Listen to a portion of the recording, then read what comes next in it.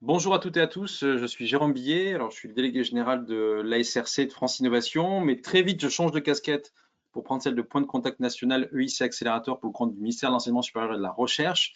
On est plusieurs à avoir cette casquette-là de point de contact national sur le EIC Accélérateur. Aujourd'hui, je suis accompagné de Carole Miranda, qui aura l'occasion de se présenter, ou peut-être que tu veux dire un mot de suite, tu peux, sans aucun problème. Bonjour à tous. Voilà, bonjour à tous. Carole Miranda, donc point de contact national IIC Accelerator avec Jérôme. Et on vous présentera l'équipe au complet un peu plus tard. Alors, le webinaire va se passer en deux temps. Carole et moi, on va vous présenter le dispositif EIC Accelerator qui s'inscrit dans le programme Horizon Europe. On fera un focus sur l'étape 2. Il y a déjà eu un webinaire avec un focus étape 1. On vous mettra le lien en replay. Néanmoins, même si vous n'avez pas participé à l'étape 1 et que vous avez volonté in fine de candidater à l'EIC Accelerator, c'est un webinaire qui est largement ouvert et qui sera, à mon avis, intéressant pour vous. Et deuxième temps fort, c'est la partie questions-réponses. Donc, vous pouvez poser vos questions par écrit, par le module qui s'offre à vous. Donc, n'hésitez pas à poser vos questions. On tâchera avec Carole de les traiter intégralement à la fin du webinaire. Si jamais certaines questions, on ne les traitait pas, n'hésitez pas à revenir vers nous par mail, puisqu'il y a un mail générique qui vous sera proposé. Le webinaire est enregistré, ce qui veut dire qu'au cours de la journée, normalement, vous devrez recevoir par email. Attention d'ailleurs, l'email peut se glisser dans les courriers indésirables. Vous recevrez donc un email avec un lien vers le replay ainsi qu'un lien vers le support de présentation. Et bien entendu, par défaut, comme vous êtes très nombreux, vos webcams ainsi que vos micros sont coupés. Ce sera le cas sur l'intégralité de la session. Alors, avant de rentrer dans le cœur de l'EIC Accelerator, il est quand même nécessaire de rappeler un peu ce programme Horizon Europe qui couvre la période 2021-2027. Sachez qu'il existe déjà, il y a déjà en cours des réflexions sur l'après Horizon Europe, mais ce n'est pas du tout l'objet du webinaire. Il y a d'autres webinaires pour ce type d'échange. L'idée, c'est de vous représenter l'EIC Accelerator dans son contexte. L'EIC Accelerator, donc l'EIC, c'est pour European Innovation Council, c'est ce qu'on retrouve version traduite dans le pilier 3 par Conseil européen de l'innovation. Donc l'EIC Accelerator, qui fait l'objet du webinaire, se retrouve au sein du pilier 3. Ça reste une opportunité qui est ultra intéressante, bien entendu, pour les startups deep tech. On le verra, c'est vraiment un dispositif qui est orienté startup deep tech. Néanmoins, pas que pour les startups deep tech, pour les PME, les ETI, les grands groupes, il existe des opportunités qui sont loin d'être inintéressantes, notamment au travers du pilier 2. Donc, pilier 2 relève de différentes thématiques, ce qu'on appelle les clusters. Et là, contrairement à l'EIC Accelerator, qui est un dispositif monobénéficiaire, le pilier 2, c'est exclusivement des projets collaboratifs. Et il existe nos homologues, donc des points de contact nationaux sur chacune des thématiques du pilier 2 que vous voyez à l'écran. Donc, si d'ailleurs, en fin d'échange, vous considérez qu'il est nécessaire d'avoir des informations sur ce pilier 2, n'hésitez pas à nous poser la question, on vous mettra en relation avec les points de contact nationaux qui traitent de chacune des thématiques du pilier 2. Et donc, projet collaboratif avec des financements qui parlaient de 70 à 100% en subvention. Le pilier, le programme Horizon Europe, c'est près de 95 milliards d'euros sur la période 2021-2027, comme j'ai pu l'évoquer. Le pilier 3, dans lequel se retrouve l'EIC Accelerator, donc ce fameux Conseil européen de l'innovation, c'est 10 milliards d'euros. Retenez pas ces grandes masses, il faut simplement dire oui, il y a de l'argent. Ce qui est le plus important, c'est quel montant pour votre projet, plutôt que parler de milliards. L'important, c'est véritablement s'il y a matière à financer votre projet. Alors, on rentre dans le l'EIC Accelerator. Alors, l'EIC Accelerator, vous le voyez à l'écran, il y a plusieurs modes d'intervention. Néanmoins, il a été construit autour d'un mode de financement qui s'appelle le blended, c'est-à-dire un mix entre de la subvention qui peut aller jusqu'à 2,5 millions d'euros. Point très important, qui n'est pas conditionné aux fonds propres, contrairement aux dispositifs régionaux ou nationaux qui sont conditionnés aux fonds propres en très, très grand nombre. Là, ce n'est pas le cas. Et donc, une partie en subvention et une partie en investissement qui va de 500 000 euros jusqu'à 10 millions d'euros. Pour ceux qui ont connu l'EIC Accelerator dans sa version 2024, on parlait de 15 millions d'euros. Aujourd'hui, on a 10 millions d'euros. Cet investissement qui se fait au travers du fonds EIC, qui est un fonds dédié sur la capacité à investir auprès des startups deep tech qui sont financées par le l'EIC Accelerator. Le fonds EIC ne se positionne pas comme un lead investor, donc ça veut dire que impérativement, si admettons vous demandez 10 millions, c'est 10 millions qui vont se positionner par rapport à un tour de table qui est bien entendu beaucoup plus important, à minima de 20 millions d'euros. Voilà la mécanique. Et au-delà de cette notion de financement, donc il y a blended, le mix entre subvention et investissement. Sachez qu'également, il existe la possibilité de demander uniquement de la subvention, ce qu'on appelle grand only. C'est vraiment l'épaisseur du trait sur le nombre de lauréats qui demandent du grant en ligne, mais ça existe. Et également de l'equity en ligne, je ne demande que le volet investissement, donc intervention au capital.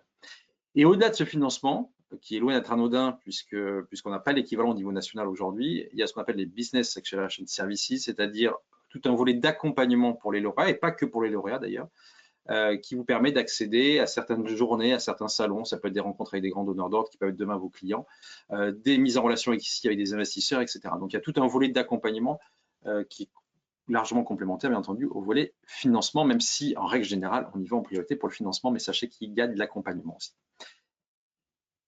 Le dispositif EIC Accélérateur, d'ailleurs comme d'autres dispositifs européens, mais là plus particulièrement, il y a un volet open, c'est-à-dire qu'il n'y a pas de risque d'être hors sujet d'un point de vue thématique, et il y a ce qu'on appelle des challenges. Alors, on ne va pas rentrer dans le vif du sujet, on a déjà fait des webinaires qui étaient consacrés aux challenges et dans certains challenges spécifiques, vous les voyez à l'écran et je ne vais pas les décrire. Ce qui est important à retenir, c'est que selon nous, peut-être que je mets tout le monde dans le même panier, mais la partie challenge, c'est la cerise sur le gâteau, ça ne doit pas être l'élément déterminant pour dire je candidate à l'EIC Accelerator. Ce qui est le plus important, c'est est-ce que véritablement vous êtes dans le scope des attentes de l'EIC Accelerator qu'on va décrire très prochainement, plutôt que la thématique. Je donne un exemple, il y a une notion de TRL à minima. Vous pouvez peut-être être parfaitement inscrit dans un challenge et être à un niveau de TRL qui n'est pas le bon niveau de TRL pour candidater l'EIC Accelerator. Et le niveau de TRL, c'est une condition d'éligibilité. Donc en fait, c'est pour ça qu'on a coutume de dire que le challenge, bien entendu, si vous inscrivez pleinement en challenge, candidatez en challenge. Néanmoins, avant tout, il faut s'assurer d'être bien dans le scope. Et parfois, on a eu une intervention du programme manager côté IA qui a rappelé qu'il valait mieux candidater un open que être moyennement dans le challenge. Ça aussi. Mais en tout cas, ça ne doit pas être l'élément déterminant pour candidater. Donc vous voyez les challenges. Il y a des lignes budgétaires pour tout ce qui est matériaux, pour tout ce qui est agroalimentaire, pour de l'IA bien entendu, pour du spatial, également sur un volet mobilité. Ce que vous voyez à l'écran est valable, et d'ailleurs sur l'intégralité du discours qu'on va porter avec Carole, c'est valable uniquement sur 2025. À compter de fin 2025, il y a un nouveau programme de travail qui va voir le jour, qui va être valable pour l'année 2026. Donc les thématiques que vous voyez à l'écran là, pourraient très bien ne pas être du tout les mêmes en 2026. Donc voilà, encore une fois, il y a une rotation des thématiques. On parle des thématiques qui sont un peu proches, mais on ne sait pas de quoi ça va être fait aujourd'hui. Et ça, on aura une visibilité, nous, en tant que PCN, octobre, novembre, et de toute manière, on fera des webinaires d'information sur les nouveautés, parce qu'il y aura des nouveautés forcément en 2026. Alors, sur les projets, il y a un volet, donc on parle bien d'entreprises qui ont un statut de PME, c'est-à-dire qui répondent à la définition européenne de PME. Donc, il y a un guide, donc vous avez mis le lien là si vous avez des questions, ou notamment si vous êtes détenu, une partie de votre capital est détenue par une autre entreprise, il y a des petits calculs un peu savants à faire pour vous assurer que vous êtes bien dans la dimension PME au sens communautaire du terme. Et sachez également que pour des PME qui ne sont plus de fait des PME, c'est pour ça qu'on les a mis entre guillemets, donc qui sont plutôt des petites ETI, donc des entreprises de moins de 500 employés, il y a la possibilité de candidater à l'EIC Accélérateur sous certaines conditions. Et puis, je parlais d'une notion de TRL, donc c'est le niveau de maturité technologique, c'est un élément essentiel, d'ailleurs qu'on retrouve aussi bien, d'ailleurs de plus en plus sur les dispositifs régionaux ou nationaux, et à l'Europe, on y retrouve aussi. Il y a une condition d'éligibilité, c'est que l'EIC Accélérateur pour candidater, il faut impérativement être à TRL 6 à minima. Ça veut dire qu'il faut avoir validé l'intégralité du TRL 5. En revanche, rien ne vous empêche bien entendu de candidater à du TRL 7, par exemple. Et sachez que le volet subvention, j'évoquais là, 2,5 millions d'euros, ça c'est la subvention maximale, peut être uniquement pour financer des activités qui relèvent de TRL 6 à TRL 8. Si jamais j'ai dépassé le TRL 8 et que c'est du TRL 9, ça peut être uniquement du financement en equity qui peut venir financer ces activités-là. Et également sur le volet equity, sachez que si vous vendez du blended, le volet equity peut venir bien entendu venir cofinancer ce qui n'est pas financé par la subvention.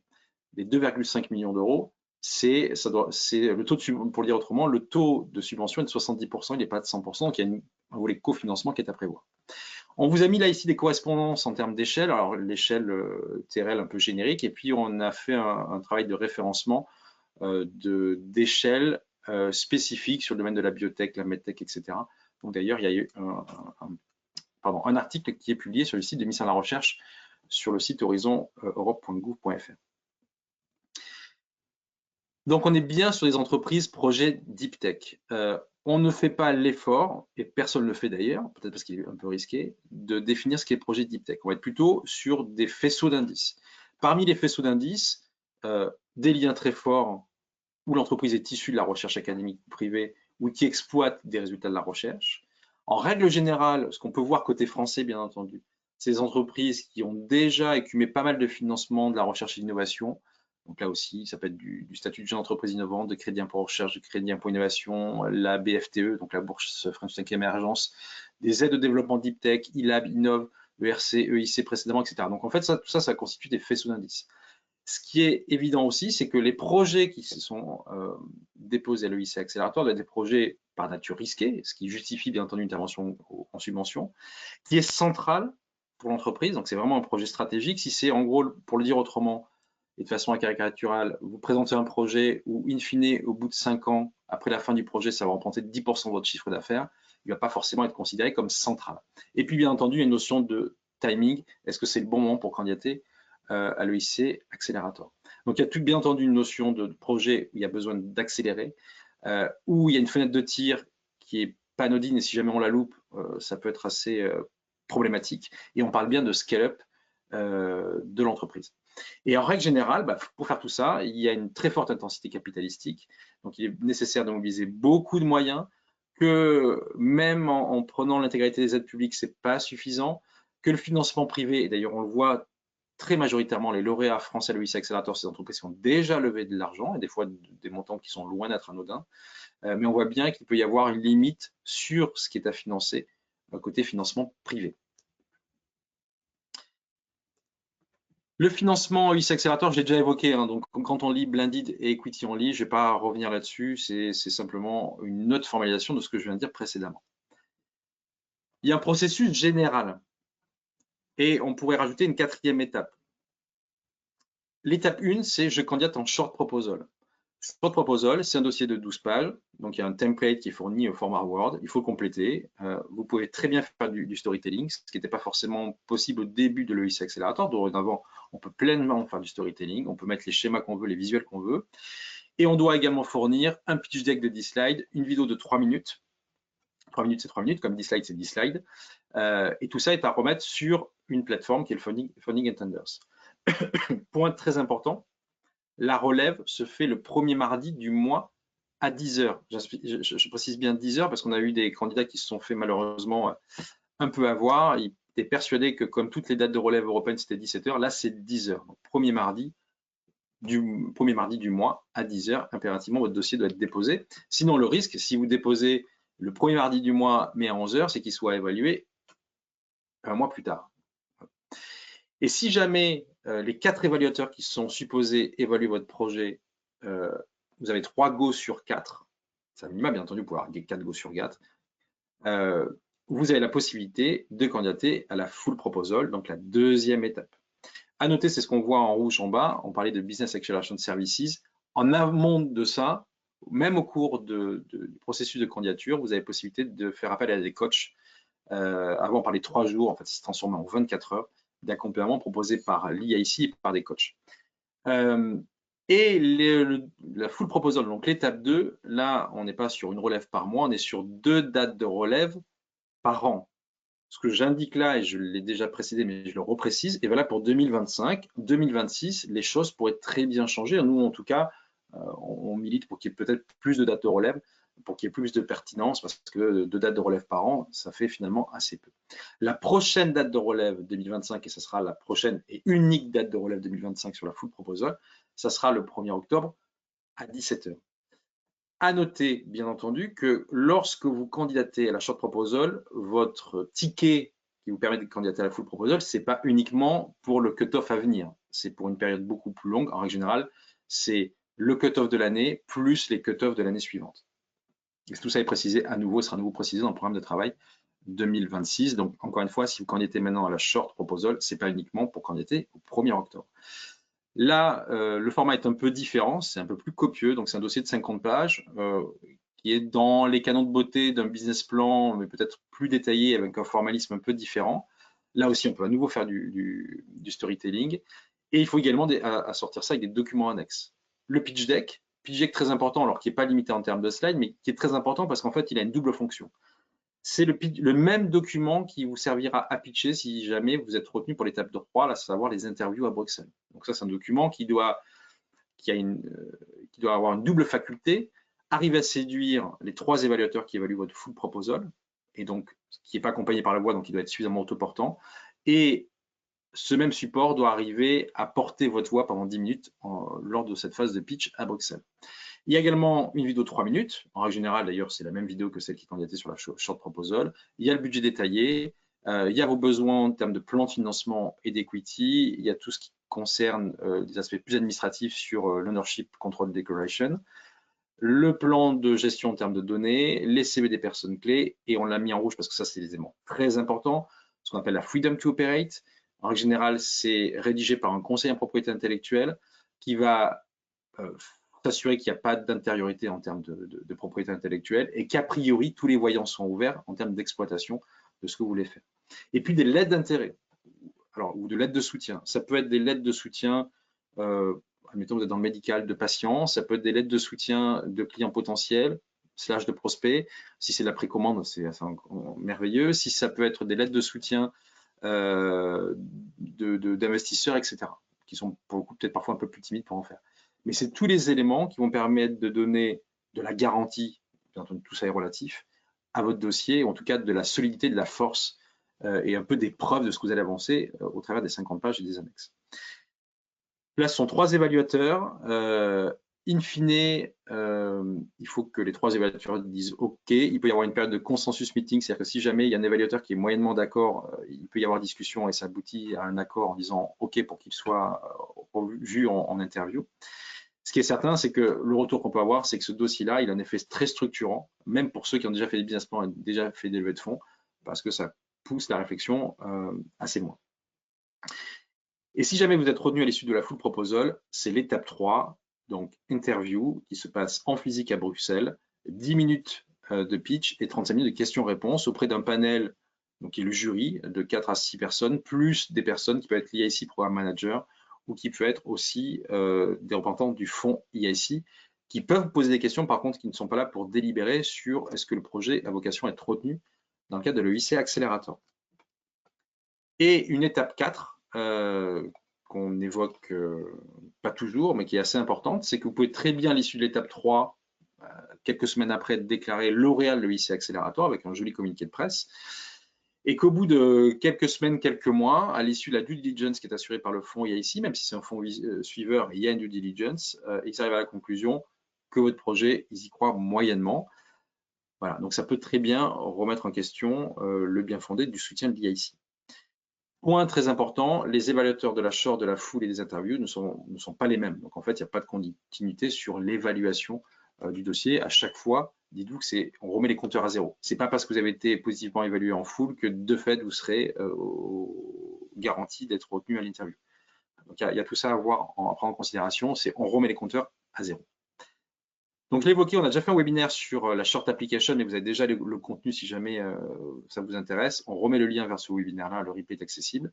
Et puis on va passer à l'étape 2, la full application. Et là, c'est Carole qui est à la main. Merci beaucoup Jérôme. Ça va, vous m'entendez? Tout va bien? Très bien. Ok, super.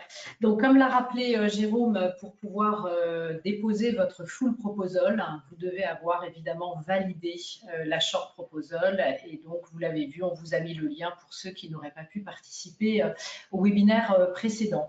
Pour la full, ce qu'on appelle des dates de relève ou des cut-off dates en anglais, il y a 2 appels par an, un à la mi-mars et un qui sera donc le 1er octobre. Et comme l'a souligné Jérôme, on s'attend pour 2026 à avoir beaucoup plus de dates, mais rien n'est encore décidé, donc on vous en reparlera à l'automne. Vous avez donc un dossier à constituer. Ce dossier a 2 parties. Une première partie qu'on qualifie beaucoup plus d'administrative et une deuxième partie qu'on qualifie beaucoup plus, comme vous l'avez compris, votre projet, votre technologie, votre business case. Il y a un certain nombre d'annexes que Jérôme a citées, donc je ne vais pas les citer.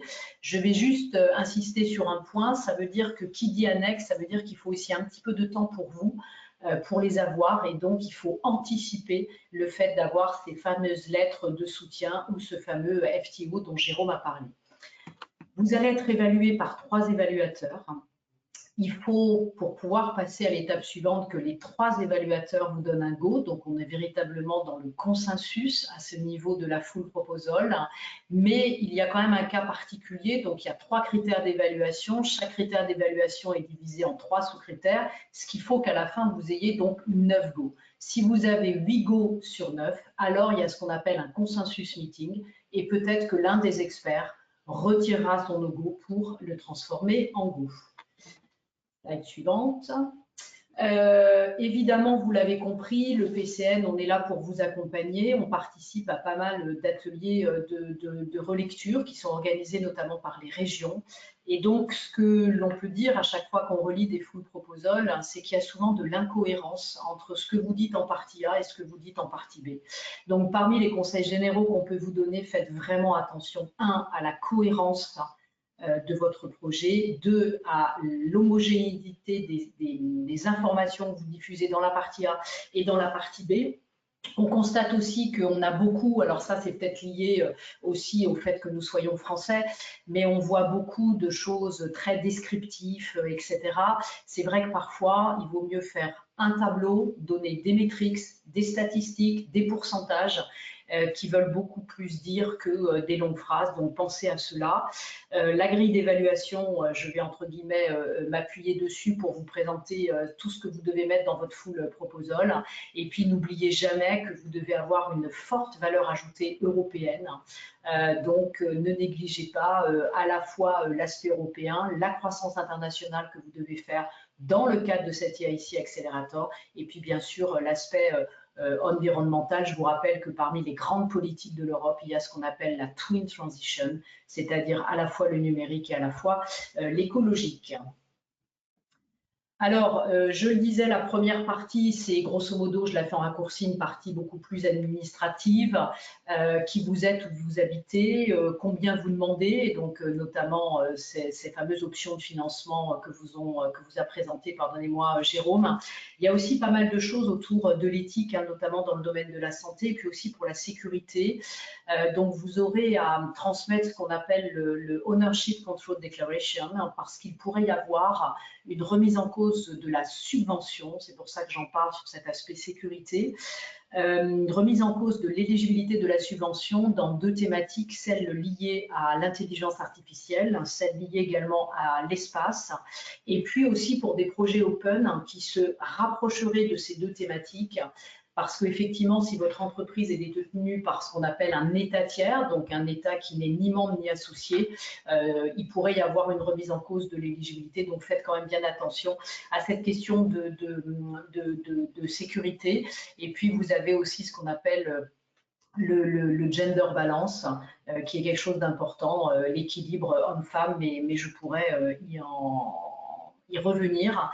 Ah oui, dernier point qui est important, qui est sur cette slide, vous avez une case, pardonnez-moi, à cocher, pour dire que vous acceptez de transmettre les informations relatives à cette partie, notamment aux points de contact nationaux que nous représentons, et nous vous en remercions, parce que ça nous permet une chose, notamment, plusieurs, mais une chose en particulier pour vous intéressante, c'est de vous convoquer pour des euros blancs pour pouvoir vous entraîner, notamment pour réussir cette 3e étape que Jérôme vous a décrite brièvement. Voilà, slide suivante.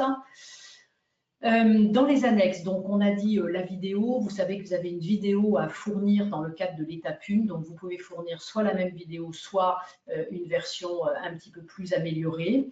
Vous avez un pitch deck à fournir, attention, on ne le redira jamais, jamais, jamais assez. Le pitch deck que vous fournissez dans la full proposal, c'est le pitch deck qui vous servira pour votre pitch et votre audition.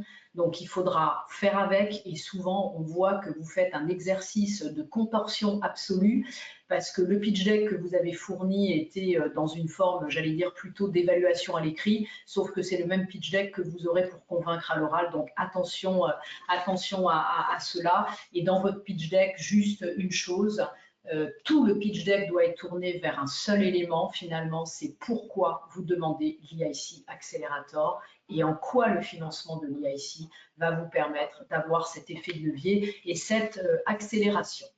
Slide suivante. Tableau budgétaire, donc vous devez évidemment fournir l'ensemble des work packages et vous devez, comme on l'a rappelé, rentrer au TRL6. Donc ça veut dire qu'il y aura aussi probablement un pilote à financer, des coûts de démonstration. Donc n'oubliez pas évidemment de les indiquer. Le plan financier et les fonds propres également très importants dans cette partie annexe, notamment votre cash flow, votre situation financière, l'histoire financière de votre boîte. Et puis enfin, évidemment, pourquoi vous avez besoin du financement de l'EIC. Si vous pouvez, par exemple, vous financer soit par le marché, soit par des corporates, soit tout simplement par des VC privés, alors vous n'êtes plus, entre guillemets, du tout risqué. Vous n'avez donc pas besoin de ces financements d'investissement, donc il faudra bien le prouver. Et puis vous avez ce qu'on appelle des annexes libres, où notamment vous pouvez montrer tous les résultats de tests que vous avez pu obtenir ou les résultats d'essais cliniques qui montrent évidemment que votre solution mérite, entre guillemets, d'être industrialisée. N'oubliez pas non plus les analyses de cycle de vie des produits. Slide suivante. Vous avez aussi à fournir ce qu'on appelle un DMP. Je vous rassure tout de suite, il y a un modèle, on pourra en reparler. Le FTO, là encore, c'est extrêmement important de fournir une étude qui a été faite par un cabinet extérieur. Si vraiment vous n'avez pas cette étude, on peut partir sur ce qu'on appelle de l'autodéclaration, mais très sincèrement, vous marquerez des points si vous avez cette fameuse FTO, c'est-à-dire qui montre qu'il n'y a aucun droit de propriété intellectuelle qui enfreint la possibilité pour vous d'avoir cette liberté d'exploitation et donc d'arriver sur le marché, donc à anticiper. Et puis enfin, les lettres d'intention que Jérôme rappelait, des lettres d'intention notamment de co-investisseurs qui sont prêts à aller avec l'EIC dans votre start-up. Évidemment, des clients, encore une fois, le go-to-market strategy est vraiment quelque chose de très important dans l'EIC. Bien sûr, vos fournisseurs, c'est aussi un point clé. Et puis, évidemment, des partenaires de R&D. Comme vous le savez, quand on fait de la scalabilité, c'est pas une ligne droite, hein, on monte, parfois on redescend. Et donc, il faut aussi prouver votre capacité à pouvoir mobiliser tout l'écosystème, notamment de recherche et de développement, si vous aviez effectivement des verrous, entre guillemets, à retravailler suite à cette scalabilité. Le modèle est imposé, donc Jérôme vous l'a rappelé, 50 pages. N'oubliez pas évidemment d'inclure des graphiques. Encore une fois, c'est souvent beaucoup plus parlant. Pensez bien au storytelling. Ça veut dire quoi? Ça veut dire le storytelling qu'il ne suffit pas de répondre aux questions posées. Vous allez voir, c'est assez simple les questions qu'on vous pose, mais il faut vraiment avoir l'art et la manière de présenter son projet, de présenter une histoire qui à la fois compte évidemment énormément pour vous, puisque c'est le projet de votre vie, hein, mais qui va aussi terriblement compter pour vos clients et d'une manière plus globale, qui va compter pour l'Europe. Il y a des guides pour vous aider évidemment à rédiger votre projet, hein, et on vous a mis donc le lien sur cette slide. La partie B, donc slide suivante, vous voyez, donc la partie B se compose de deux parties. Une partie A qu'on appelle le business case et une partie 2 qu'on verra tout à l'heure qu'on appelle les informations spécifiques liées à l'EIC. Donc vous voyez que le plan est assez facile, il y a 8 éléments. Qu'est-ce qui va compter dans ces 8 éléments? C'est vraiment de mettre en avant à la fois votre côté deep tech et à la fois votre côté business. C'est-à-dire que l'EIC va financer des projets qui à la fois sont très technologiques, très deep tech, avec ces fameuses innovations disruptives qui vont vous permettre d'être ce qu'on appelle un game changer, c'est-à-dire que vous allez quelque part changer un petit peu la face de l'Europe grâce à votre technologie, et à la fois très très très attractif sur le plan business. Donc il faut vraiment vous assurer que vous avez dans votre proposition tous les détails qui permettent de juger de ce fameux côté business. Il y aura évidemment, c'est le point 6, quelque chose autour de l'équipe, hein, montrer évidemment que l'équipe dirigeante est apte bien sûr à réussir cette scalabilité et qu'elle est entourée par son board. Donc c'est très important aussi d'avoir un board, c'est-à-dire des personnalités qui sont évidemment reconnues dans votre domaine. Et puis, il y a aussi quelque chose d'important, Jérôme en a un tout petit peu parlé, c'est l'histoire du timing, c'est-à-dire pourquoi maintenant, pourquoi vous, en quoi vous êtes unique, et dites vraiment en quoi votre entreprise et son innovation vont être véritablement précurseurs. La partie 2, donc, c'est les informations spécifiques. Donc, c'est-à-dire en quoi l'IIC va être finalement un effet de levier pour vous. Qu'est-ce que vous demandez à l'IIC et pour faire quoi? Et puis enfin, toujours penser, OK, votre entreprise, votre scalabilité, mais toujours de penser à l'impact un petit peu plus large sur l'Europe. Donc, venons-en un peu plus dans le détail à ces points. Donc, le premier point, c'est la description de votre entreprise. Donc, il est clair que vous devez axer la description, bien sûr, sur la stratégie. Mettez bien en avant votre entreprise, sa trajectoire, sa stratégie, sa capacité finalement à pouvoir réussir ce changement d'échelle, donc ce fameux scale-up dont on parle. Montrez votre potentiel de croissance qui va être exponentiel. Jérôme l'a un petit peu dit, si c'est pour augmenter votre chiffre d'affaires de 10%, j'allais dire, sur les 10 prochaines années, c'est même pas la peine de postuler à l'IIC Accelerator, on n'y est pas. Les gens qui gagnent sont des gens qui ont des taux de croissance à 3 chiffres, à 4 chiffres. Donc, il faut vraiment montrer le potentiel de croissance exponentielle et surtout, finalement, la capacité de votre entreprise à grandir sur ce marché de niche que vous maîtrisez et que vous dominez. Donc, j'ai souvent coutume de dire que l'IIC ne finance pas des projets d'innovation, mais finance des innovateurs. Alors, évidemment, c'est une formule un petit peu buzz pour vous faire un petit peu réagir, mais ce que je veux dire par là, c'est que le projet d'innovation, il faut vraiment l'inscrire dans la vie de votre entreprise, au sein de votre équipe, et vous êtes prêt à engager du temps, de l'argent de votre équipe pour réussir justement cette scalabilité. N'oubliez pas non plus l'écosystème. On n'en parlera jamais assez. L'IIC est un instrument mono-bénéficiaire, donc vous avez cette chance de pouvoir être seul aux commandes de votre croissance. OK, ça c'est bien, mais n'oubliez pas quand même que vous devez être capable, généralement, si vous êtes dans l'IIC, c'est que vous allez vous attaquer à une cathédrale. Quand on s'attaque à une cathédrale, généralement, c'est un peu dur d'être seul. Donc, présentez bien vos partenaires clés qui vont être nécessaires pour vous aider dans ce développement et dans cette commercialisation. Le problème, encore une fois, ce qui est très important pour l'IIC et encore plus dans l'étape 3 du pitch, mais dès cette full proposal, on le sent, c'est finalement la première chose que vous devez évoquer dans la rédaction, c'est ce qu'on appelle le pain point, c'est-à-dire à quelle douleur vous répondez et finalement à quelle douleur du marché vous répondez. Donc, vous allez tenter d'apporter une solution à un problème et démontrer que votre innovation y répond. Ce que je veux dire par là, c'est montrer que votre innovation est totalement incontournable. C'est-à-dire qu'on est vraiment dans le must-have plutôt que d'être dans le nice-to-have, si vous me permettez cet anglicisme. Donc, n'hésitez pas à dévoiler tout le potentiel de votre innovation pour bousculer le marché, quelles opportunités vous allez exploiter, et puis, bien sûr, identifier les critères de succès tout en montrant évidemment les limites actuelles. Donc, on l'a mis en rouge, évoquez vos études de marché, évoquez évidemment les solutions déjà employées et bien sûr leurs limites. N'oubliez pas que vous devez fournir un état de l'art international pour montrer effectivement les limites technologiques. Ensuite, on passe à l'innovation elle-même. Donc, je le disais, l'IIC finance des innovations disruptives qui vont soit créer de nouveaux marchés, soit bousculer des marchés existants. Ça veut dire quoi? Ça veut dire que l'IIC ne finance pas de l'innovation incrémentale. Donc, si vous êtes dans ce cas-là, ce n'est pas vers l'IIC, vers cette full proposal qu'il faut se tourner. Donc, les deep tech, voilà, Jérôme vous a très brièvement présenté les challenges, mais c'est les blockchains, c'est l'intelligence artificielle, c'est la génomique, la robotique, le quantique. Et pourquoi, en fait, l'Europe va investir dans ces deep tech? Parce qu'il paraît de plus en plus évident que la puissance industrielle, évidemment, européenne de demain se situe aux côtés de ces deep tech qui prennent source, finalement, sur une science un petit peu interdisciplinaire. Donc, même si on ne veut pas faire de définition, c'est quand même ça qu'il y a derrière. La proposition de valeur, c'est extrêmement important. C'est ce qu'on appelle le USP, le Unique Selling Point. Vous verrez ça dans la full proposal.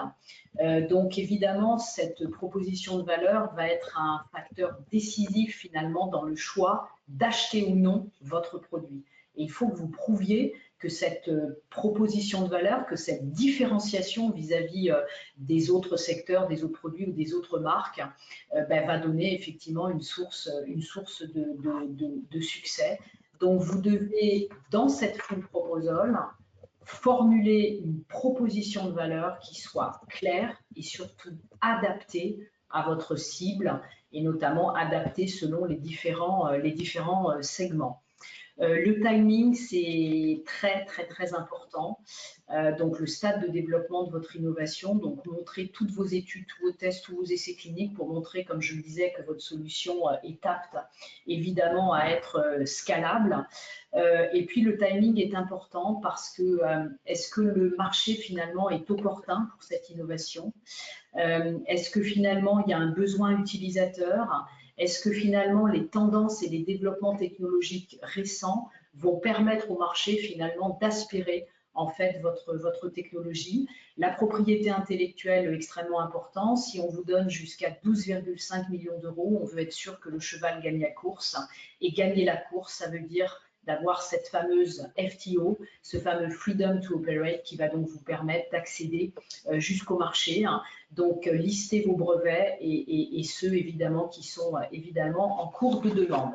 Donc, le marché, alors c'est le fameux TAM SAM-SOM, donc le fameux taille du marché, donc volume, valeur, donnez les chiffres évidemment du marché mondial, puis réduisez évidemment progressivement en fonction évidemment de ce que vous allez être capable d'avoir. Le willingness to pay, c'est donc ce qu'on appelle la volonté d'achat, c'est extrêmement important parce que vous devez prouver que votre innovation, vous avez des clients qui sont prêts à acheter. Donc, si vous avez des bêta clients, des connexions, notamment avec des réseaux de distributeurs, mettez en avant toutes ces lettres d'intention parce qu'elles prouvent encore une fois que votre innovation va trouver finalement preneur. Concurrence hyper important, la concurrence directe ou indirecte, donc il faut vraiment ce paysage complet. Slide suivante. Le plan marketing, donc en gros, et le plan commercial, ça démarre par ce qu'on appelle votre modèle économique. Donc, il faut vraiment rassurer votre modèle économique. Vous allez trouver à la fois votre business model et votre pricing model. Le pricing model, c'est-à-dire votre prix, c'est très important de savoir comment vous êtes arrivé à ce prix et montrez bien évidemment que les clients vont être prêts à acheter votre innovation à ce prix. Donc, ça ne se limite pas le modèle économique au chiffre d'affaires, mais ça va vraiment détailler toute la structure de votre revenu qui va dépendre, vous l'avez compris, de vos clients, de vos fournisseurs et de vos partenaires. Le go-to-market est quelque chose de très important, l'accès au marché. Donc, il va vraiment falloir que vous segmentiez par typologie de clients, donc d'abord ce qu'on appelle les early adopters et puis ainsi de suite jusqu'à ceux qui achèteront votre innovation sur une roadmap un petit peu plus longue. Vous devez aussi montrer quelle forme de barrière vous avez à l'entrée et justement quelle stratégie vous allez mettre en place pour pouvoir surmonter ces barrières.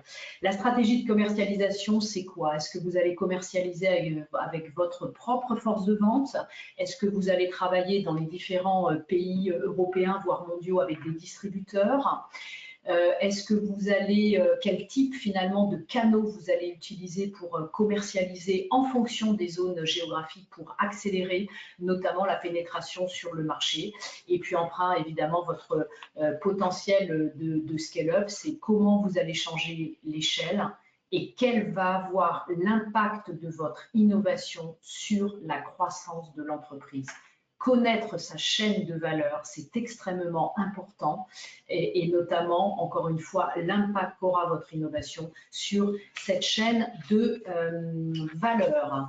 L'équipe, comme diraient les investisseurs, donc slide suivante, comme disent les investisseurs, c'est simple, il y a quality of the team and quality of the team.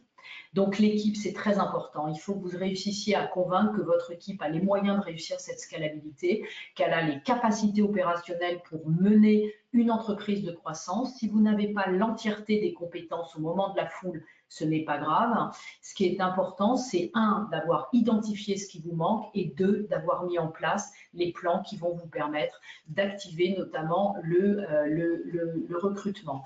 J'insiste aussi sur un autre point au niveau de l'équipe, 100% d'engagement. L'équipe doit impérativement être engagée à 100%.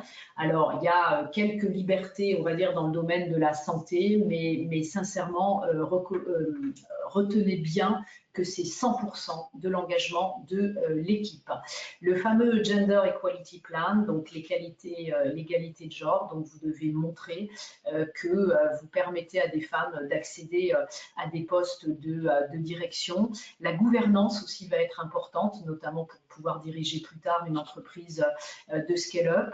Vous devez aussi dans cette équipe montrer à quel point vous impliquez votre équipe et donc effectivement savoir comment vous allez rémunérer, notamment si vous mettez en place des incitations qui vont permettre d'avoir des parts, des actions au sein de l'entreprise pour vos employés. C'est extrêmement bien vu parce que ça montre à quel point vous embarquez avec vous, j'allais dire, toute votre équipe. Et puis enfin, ce qui est très regardé, c'est évidemment la cap table, la table de capitalisation, c'est-à-dire finalement la photographie de votre actionnariat. Donc généralement, l'IIC n'aime pas trop les tables de capitalisation avec des dilutions qui seraient trop importantes. Le risque est quelque chose de fondamental. C'est parce que votre projet est risqué que l'IIC va quelque part vous épauler, mettre au pot. Donc, on va regarder le risque technologique, mais aussi le risque lié à l'investissement et en quoi, encore une fois, l'IIC va vous permettre de réaliser cet effet de levier. Donc, ce qui est demandé ici, c'est aussi les projections financières crédibles, la stratégie de financement et comment vous allez mettre en place notamment des plans de mitigation pour savoir comment justement vous allez quelque part répondre à ce risque et finalement réussir à le contrer. Slide suivante, le plan financier, bon j'en ai parlé, évidemment un budget cohérent avec un plan de travail, faire bien le lien entre la partie A, les annexes et la partie B et expliquez bien effectivement votre tour suivant et notamment commenter donc les futures levées de fonds que vous allez faire. Encore une fois, l'IIC est co-investisseur, il n'est généralement pas lead, il est suiveur, donc il faudra bien expliquer comment l'IIC va aussi rentrer dans les différents tours futurs. Le plan de mise en œuvre, donc c'est le plan de travail, donc décrire effectivement les ressources disponibles pour pouvoir réaliser le projet, ayez une vision globale par lot, vous êtes financé désormais dans ce que l'on appelle les lump sums, c'est-à-dire les sommes forfaitaires. Les sommes forfaitaires, donc l'avantage c'est que vous n'avez pas à faire de déclaration de coûts, donc ça c'est plutôt confortable pour les startups et les PME. L'inconvénient c'est que vous êtes payé sur le résultat et sur la délivrance de ces work packages, donc il faut pour nous réussir à coupler le découpage de work package en fonction effectivement du financement et de ces fameux lump sum. Donc, ayez un découpage plutôt fin de votre lot de travail. Et puis, si vous faites appel à de la sous-traitance qui est parfaitement éligible, attention, il y a une règle d'or, c'est ce qu'on appelle le best value for money dans la qualification des sous-traitants.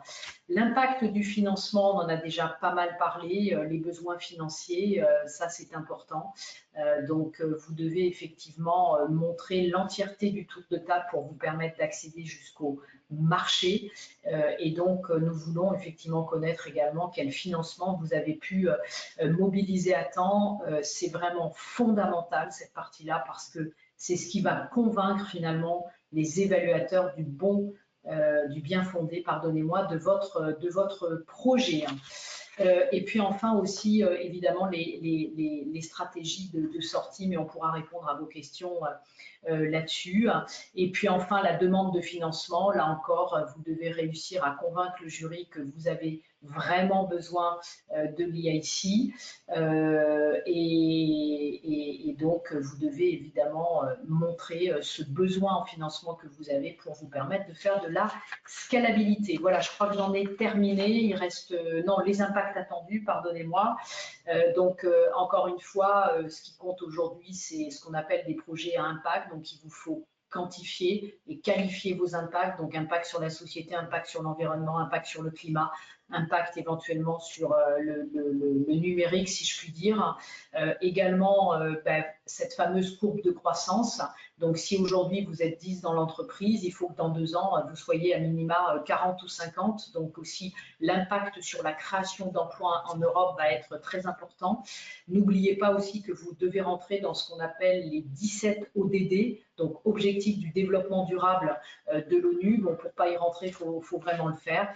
Et puis enfin, il y a aussi cette caractéristique dont nous n'avons pas encore parlé, et ce qui est un tort, de souveraineté technologique et d'autonomie stratégique de l'Europe. Donc, si vous pensez détenir cette forme des technologies souveraines, c'est très important parce que vous allez marquer des points. Voilà, Jérôme, je te passe de nouveau la parole.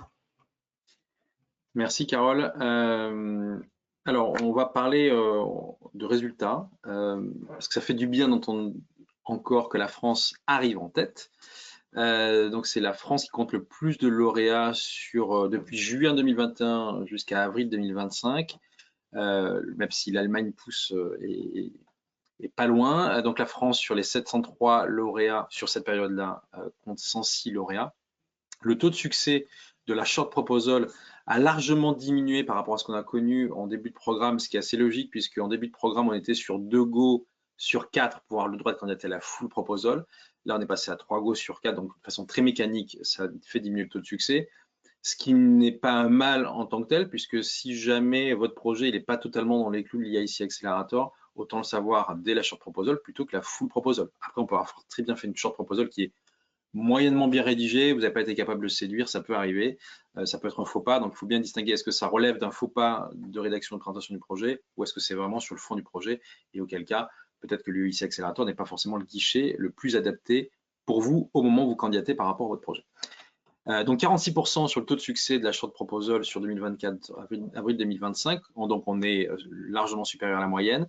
Sur le taux de succès sur la full proposal, on est à 11,3% versus 7% sur la moyenne européenne.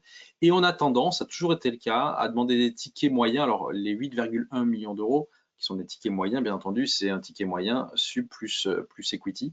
Mais on a plutôt tendance à demander des gros tickets comparativement à nos camarades de jeu d'autres pays. Là, on a mis, vous avez 2 liens, un lien qui renvoie vers un site de la Commission européenne et un lien vers le site horizoneurope.gouv.fr où vous pouvez accéder au nom des précédents lauréats de l'EIC Accelerator, leur financement et le type de projet.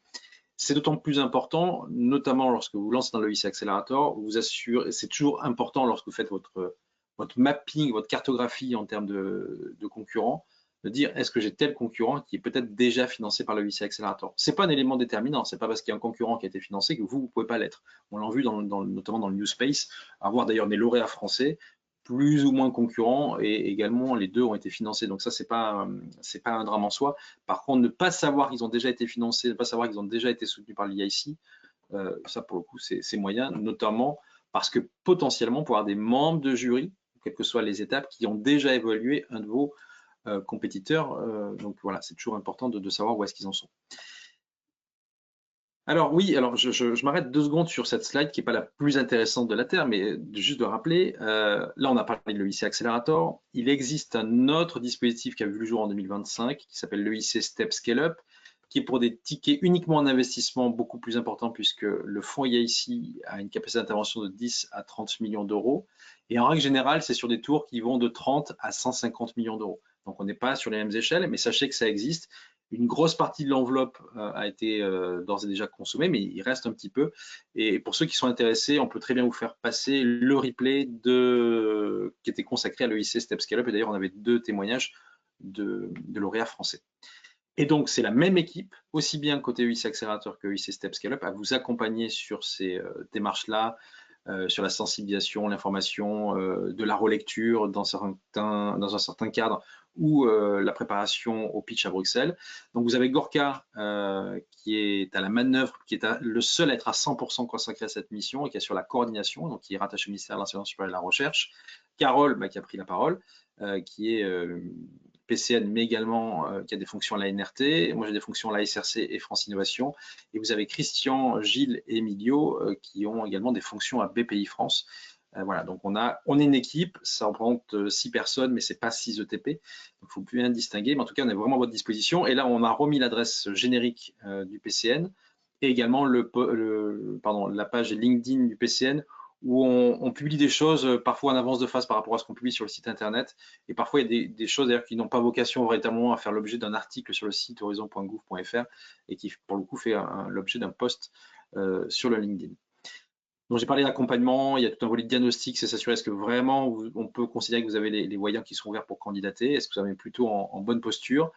Le volet accompagnement, c'est répondre à vos questions et aux problèmes lors du montage, quelles que soient les étapes. On a constitué d'ailleurs une boîte à outils, il y a le lien qui est présent, tout comme les cycles de webinaires qui sont là, qu'on essaye de constituer sur l'ensemble du processus. Et en règle générale, s'ils sont encore en ligne, c'est qu'ils sont pas obsolètes, même si encore une fois, ce qu'on vient de dire avec Carole, 2026, les choses pourraient très bien changer, alors pas sur le fond, mais sur des ajustements de date, de contenu, etc. On a également un rôle d'accompagnement sur la partie préparation. On fait des ateliers de relecture avec des confrères du réseau Enterprise Europe Network qui sont en général constitués des chambres de commerce et des agences régionales d'innovation. Donc ça se fait au niveau régional. Et là, pour le coup, sur les euros blancs, c'est le PCN qui assure le lead. En règle générale, l'intégralité ou 95% des entreprises qui sont attendues aux euros, françaises j'entends, qui sont attendues aux euros à Bruxelles, font des pitchs préparatoires avec nous. Carole utilise des termes de convocation. On n'est pas sur une convocation, on propose. En règle générale, par contre, ils adhèrent assez bien au concept. Donc voilà, on espère vous retrouver sur les euros. Et puis il y a une dimension aussi de suivi, de monitoring de la situation de nos lauréats vis-à-vis des contrats en cours avec l'IIC, aussi bien sur le volet subvention que sur la partie equity. Donc la boîte à outils avec les différents liens, je ne les passe pas en revue, vous aurez accès à ce support. Il existe des aides financières au montage, donc une au niveau national qui est opérée par BPI France qui s'appelle le Diagorop, qui permet de venir cofinancer l'intervention d'un cabinet conseil en régional qui a un track record sur le montage de projets EIC Accelerator, mais uniquement sur la full proposal. Et vous avez également des dispositifs au niveau régional, Auvergne-Rhône-Alpes, Pays de la Loire et PACA. Donc n'hésitez pas à vous rapprocher, on a mis les liens là aussi à disposition. Et puis avant de rentrer sur la partie questions-réponses, deux remarques, en tout cas précision, parce que je veux m'assurer que ça a bien été dit. Une des particularités, et on voit bien que ça évolue parce que c'est pas si simple que ça compte tenu du monde du financement aujourd'hui, les investisseurs historiques ne peuvent pas assurer le lead du tour de table dans lequel l'IIC a vocation à intervenir. Donc ça veut dire qu'il faut trouver un nouvel investisseur qui assure le lead. Ça ne veut pas dire que les historiques ne peuvent pas remettre au pot, mais en tout cas, ils ne peuvent être pas considérés comme le lead. Ça, c'est un premier point. Et on a évoqué également la notion d'état de l'art. Alors, on n'est pas sur une notion d'état de l'art au sens crédit impôt recherche, etc. On est plutôt au niveau de l'état de l'art en termes de solution ou d'usage sur cette partie cartographie un peu des concurrents. On n'est pas sur l'état de l'art au sens scientifique tel qu'on l'entend communément, comme dans une thèse avec la revue bibliographique, etc. Donc on est sur quelque chose qui est beaucoup plus orienté business et qui s'inscrit assez bien dans un document qui est à considérer comme un business plan finalement. La science est au service du business et pas l'inverse. Voilà. Donc ça c'est un élément à prendre également en considération. Et puis ce qu'on peut voir aussi comme des choses qui peuvent gérer l'incompréhension, c'est sur la construction des War Packages. Alors, Carole l'a largement souligné sur le fait qu'on soit passé en lump sum, ça a une incidence sur la construction des War Packages. Il y a aussi un point sur lequel il faut être assez vigilant, c'est bien s'assurer que les War Packages qui relèvent de la grande, donc la partie subvention, et les War Packages qui relèvent de la partie equity soient bien distingués et pas donner le sentiment qu'il y a un mélange de tout. Voilà. Ça, c'est les points avant d'attaquer la partie questions-réponses. Alors, sur le volet questions-réponses, on a une première question. Est-ce que remettre la short proposal le mardi 5 août sera suffisant pour la relève de la full proposal d'octobre? Ça ne vous met pas dans une posture excellente, ça c'est clair. En règle générale, on va compter 6 semaines de date de retour d'évaluation. Entre le moment où vous candidatez le 5 août, vous allez faire 5 août plus 6 semaines. Donc ça vous amène sur du mi-septembre. C'est envisageable dès lors que vous êtes déjà en phase de préparation et que vous n'attendez pas les résultats de votre short pour préparer la full proposal. Donc Carole l'a dit, je crois également l'avoir rappelé, la partie par exemple lettre de soutien ou même FTO, ça prend du temps. Ça prend du temps d'avoir qu'un conseil en propriété intellectuelle traite votre sujet et puis fasse le travail qui est à faire. Ça prend du temps de collecter les différentes marques de soutien. Donc tout ça, oui, c'est envisageable dès lors que vous avez déjà préparé un minimum et que vous avez un minimum de matériaux. Voilà, donc c'est faisable, mais ça vous met dans une posture qui peut être délicate si jamais vous n'avez pas pu préparer tout ça. Et ce qu'on a coutume de dire, c'est d'ailleurs qu'en règle générale, pour faire une bonne short proposal, il faut quasiment avoir fait la foule. Alors c'est un peu exagéré, mais de se dire, quand vous préparez la short proposal, de savoir ce qu'il y a en termes de contenu de la full proposal. C'est pour ça que si vous n'avez pas encore votre short proposal et que vous avez participé à ce webinaire-là, c'est pas inintéressant de savoir le contenu, ce qui est attendu en full proposal. Ça vous permet d'avoir un coup d'avance quelque part. Donc, si Carole, tu veux rajouter, n'hésite pas. Non, non. Vous n'avez pas spécifié si l'on pouvait toujours passer la short proposal en tant que boîte deep tech, lauréat des produits deep tech. Cela reste-t-il d'actualité? Alors, je pense que vous faites référence à un dispositif qu'on n'a pas évoqué, qui s'appelle le dispositif plugin. Il y a un autre dispositif qui s'appelle Fast Track, j'en toucherai 2 mots. Le plugin, en fait, c'est un mécanisme qui est à la discrétion des États membres. Chaque État membre peut le faire. En l'occurrence, en France, c'est BPI France qui est à la manœuvre, c'est-à-dire une capacité à distribuer des tickets qui vont permettre de bypasser la short proposal et de pouvoir candidater directement en full proposal. Alors bien entendu, ça peut être utile, notamment si on est limite en termes de contenu. Par contre, ça ne s'ouvre pas à tout le monde. C'est que pour le dire autrement, seuls peuvent bénéficier du plugin, sachant que c'est un processus qui est totalement discrétionnaire hein, de la part de BPI France. Mais sur les principes, seuls les entreprises ayant eu soit du French Tech Seed, soit de l'aide au développement Deep Tech, soit Concours Lab, soit Concours Innov, peuvent être plugins, mais encore une fois, en règle générale, c'est BPI France qui prend l'initiative de la prise de contact sur les entreprises en fonction de leur date de promotion des différents dispositifs. Néanmoins, si jamais vous avez des questions sur le sujet, l'équipe du PCN pourra très bien faire le lien avec l'équipe BPI France en charge du plugin pour voir si vous êtes dans les clous ou pas dans les clous. Voilà. Donc ça, c'est le volet plugin. Et après, il existe un équivalent, mais qui est un équivalent européen. Plugin, vous l'avez compris, c'est dispositifs nationaux. La partie fast track, même principe, ça permet de bypasser cette short proposal, mais c'est uniquement pour des sociétés qui ont été lauréates d'un dispositif européen. Alors, je pense notamment au dispositif des KIC, les EIT par exemple.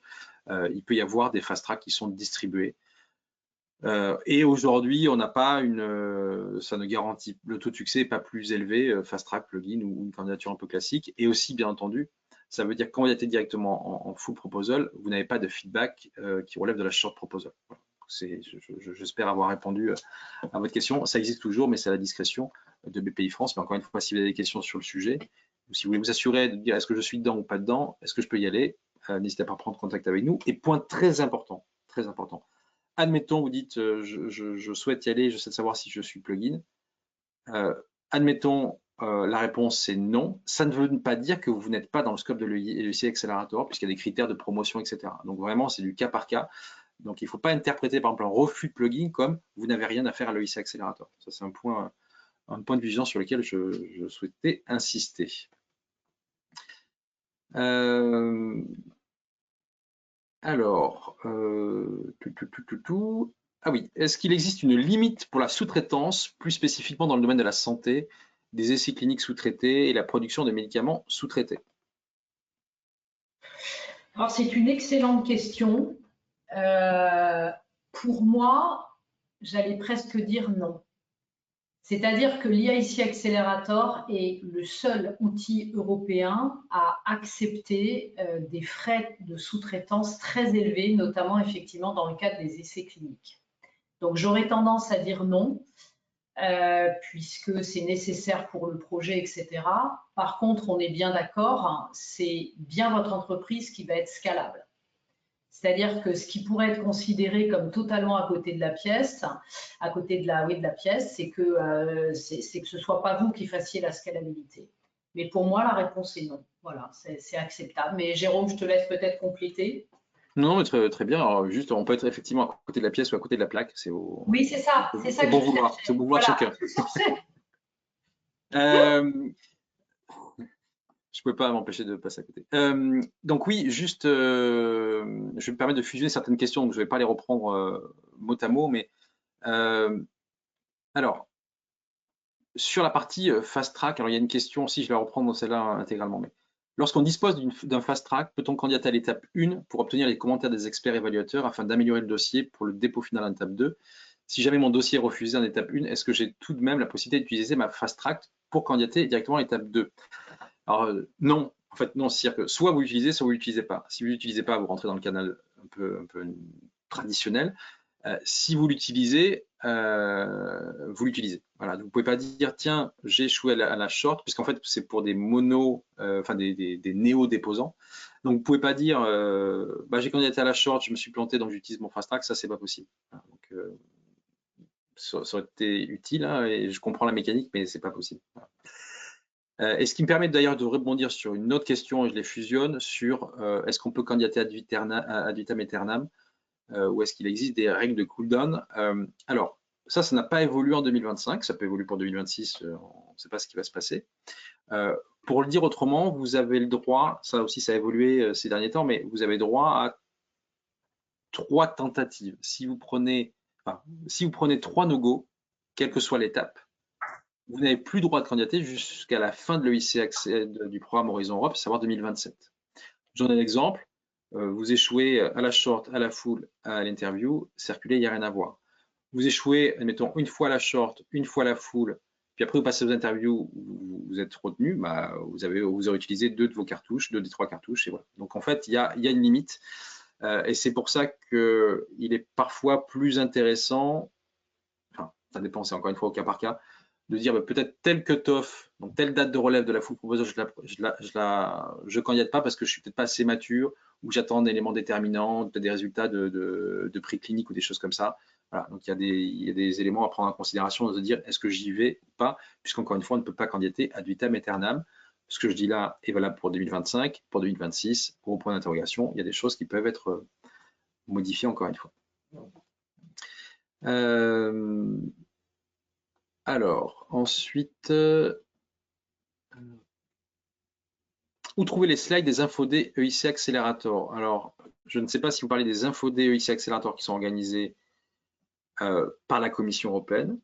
En revanche, si vous parlez des slides par exemple des webinaires ou des événements qu'on organise, bah, les participants recevront par email le support de présentation ainsi que le support vers le replay.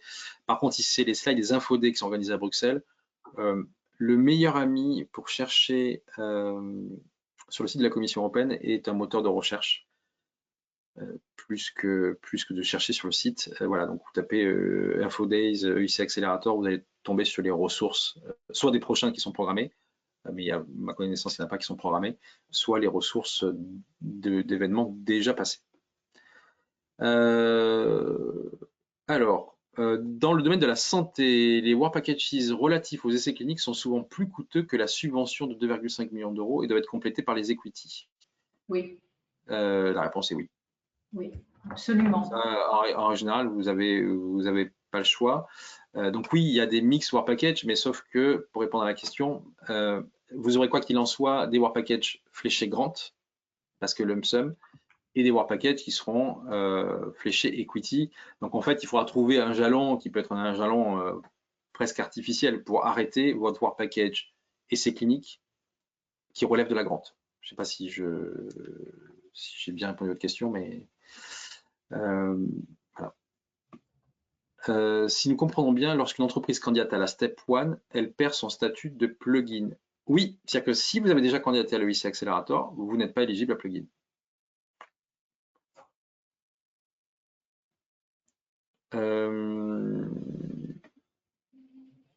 Est-ce qu'il faut présenter l'état de l'art plus dans la section 2, problème, ou dans la section 3, innovation? Section 3, innovation. Peut-être que je me suis un peu enflammée quand j'ai présenté la section 2, mais c'est section 3, effectivement, innovation. Et puis, comme l'a dit Jérôme, l'idée, c'est voilà, c'est de rappeler un petit peu cet état de l'art très orienté vers la création d'un nouveau produit ou de bousculer le marché existant. Hein. Concernant le 9 sur 9 en étape 2, quels sont les critères et les dimensions d'analyse exactement? Il faut un grand schéma absolu. Pas bien compris dans quel cas il y avait une histoire de réunion de consensus. Voilà, alors en fait, il y a 3 grands critères de sélection. C'est vrai qu'on a Voilà, il y a 3 grands critères de sélection. Je reconnais qu'on n'a pas remis la grille parce qu'on l'a fait au fil de l'eau. Donc, il y a l'excellence, l'impact et la mise en œuvre et le niveau de risque dans le cadre de l'IIC. Ça, c'est les 3 grands critères. Dans chaque critère, vous avez 3 sous-critères, ce qui fait donc 9 critères au total, si je peux m'exprimer ainsi. Et pour pouvoir être éligible pour passer à l'étape suivante du pitch et de l'audition, vous devez obtenir 9 sur 9. C'est-à-dire que c'est un consensus absolu. Mais la France, notamment, était, entre guillemets, je vais le dire avec mes mots, souvent victime d'un 8 sur 9. Et donc, on trouvait que 8 sur 9 versus 9 sur 9, j'allais dire, c'était un petit peu pareil. Donc, d'ailleurs, on a plaidé pour ça et on a obtenu avec d'autres collègues européens le fait que si vous êtes dans le cas où vous n'avez que 8 go sur les 9 critères, alors il y a une réunion de consensus entre les experts, ce qui n'est pas le cas sinon. Et dans cette réunion de consensus, le but, c'est d'essayer de voir si celui qui a mis un no-go sur un des critères peut lever son no-go pour obtenir un go et que vous basculiez du 8 go sur 9 à 9 go sur 9. Voilà, je ne sais pas si j'ai été claire, mais je n'ai pas d'autres explications à vous fournir. Merci Carole. Ce qui semble être une dernière question, alors qui rebondit un peu sur ce qu'on a déjà dit, mais je pense qu'il vaut mieux être très pédagogue et peut-être répéter plusieurs fois la même chose, c'est pas grave. Peut-on candidater plusieurs fois à une full proposal ou doit-on soumettre de nouveau un short proposal? Alors effectivement, ce qui a été dit tout à l'heure, c'est on avait 3 tentatives, quelles que soient les étapes. Donc, prenons un exemple, vous passez votre short proposal, très bien, vous avez votre ticket qui est valable pour candidater à la full proposal. Vous vous plantez sur le premier dépôt de la full proposal, enfin vous plantez, vous n'êtes pas retenu, tout du moins pour aller aux euros. Vous n'avez pas besoin de recandidater un short proposal. Vous avez déjà votre ticket, quasiment un ticket d'or qui vous permet de candidater à la full proposal. Vous ne redescendez pas d'un cran. Par contre, si vous échouez, admettons 3 fois la full proposal, là, ça s'arrête là et vous rentrez en cooldown, c'est-à-dire que vous n'avez plus la possibilité de candidater jusqu'à la fin d'Horizon Europe, à moins qu'il y ait du changement dans les programmes de travail et que ça autorise à des entreprises qui étaient en période de cooldown de ressortir, ce qui a été le cas en milieu de programmation. Il y a des entreprises qui se retrouvent en situation de cooldown et puis la Commission européenne, pour différents éléments, ils ont reconfiguré leur programme de travail et donc ça a permis à certaines entreprises qui étaient en période de cooldown de pouvoir recandidater. Donc là, on n'en sait pas plus pour 2026 ou après. Je crois qu'on a purgé l'ensemble des questions.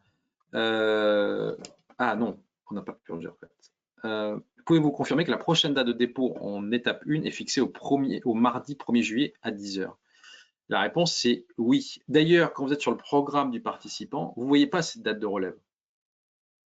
Vous voyez une date de fin qui correspond à la date de programmation du Work Programme en question. Vous ne voyez pas la date de relève. Donc ça, c'est des choses, c'est un peu pénible, mais cette date de relève du mardi 1er juillet à 10 h, elle n'est pas forcément indiquée quand vous allez candidater. Voilà. Donc, c'est bien ça, vous avez bien compris, 1er juillet à 10 h. Donc, on va a priori clôturer ce webinaire. Si jamais on n'a pas répondu à vos questions, il y a des choses qui sont en suspens, ou il y a des choses où vous n'avez pas osé poser la question parce que vous avez besoin de réfléchir à tout ça, ou qu'il peut y avoir des sujets de confidentialité, bien entendu, n'hésitez pas à prendre contact avec nous. Donc, vous sera envoyé au cours de la journée le lien, donc tout ça par email, qui peut se glisser dans les courriers indésirables. Donc, méfiance, le lien vers le replay ainsi que le lien vers le support de présentation, dans lequel vous aurez les différents liens utiles et les coordonnées du PCN. Donc, n'hésitez pas à prendre contact avec nous. C'est toujours intéressant de faire un point avant de candidater ou en cours de candidature, en fonction des plans de charge de chacun. Carole, si tu veux ajouter un mot de fin. Non, juste vous remercier et puis vous dire que l'ensemble du PCN est à votre disposition. Voilà. Merci beaucoup, à très bientôt. Bonne journée à tous. Merci beaucoup. Merci, au revoir.